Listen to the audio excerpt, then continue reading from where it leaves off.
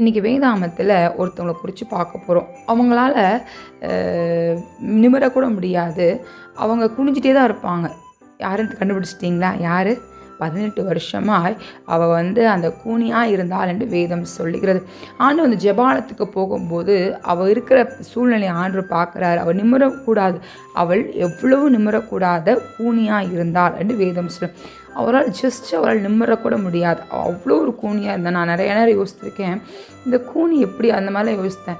சில நாட்களுக்கு முன்னாடி நான் கடைக்கு நாங்கள் போயிருக்கும்போது ஒரு கடையில் நான் பார்த்தேன், ஒரு அம்மா அந்த முதுவை பார்த்திங்கன்னா அவ்வளோ பெருசாக இருக்குது அந்த இது. அப்போ அவங்க கீழே குனிஞ்சிட்டே தான் அவங்க வேலை செய்கிறாங்க.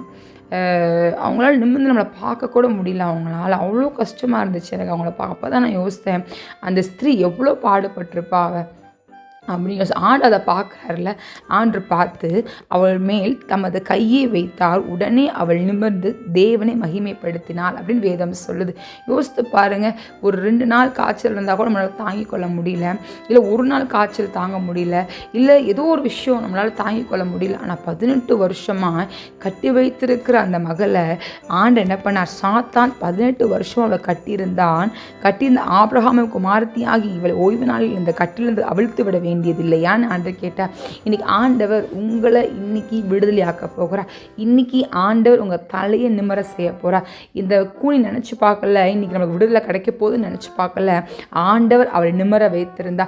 நீங்கள் நினச்சி பார்க்காத நேரத்தில் தக்க சமயத்தில் ஏன் ஆண்டவர் உங்கள் தலை நிமிர்த்த முடியும்? ஆமேன்னு சொல்லுவோமா? நீங்கள் விசுவாசித்தீங்க அப்படின்னா அந்த நம்பிக்கையோட நீங்கள் சொல்லுங்க, இன்னைக்கு நீங்கள் இருக்கிற சூழ்நிலையில் கர்த்தர் உங்களை நிமிர செய்வார்.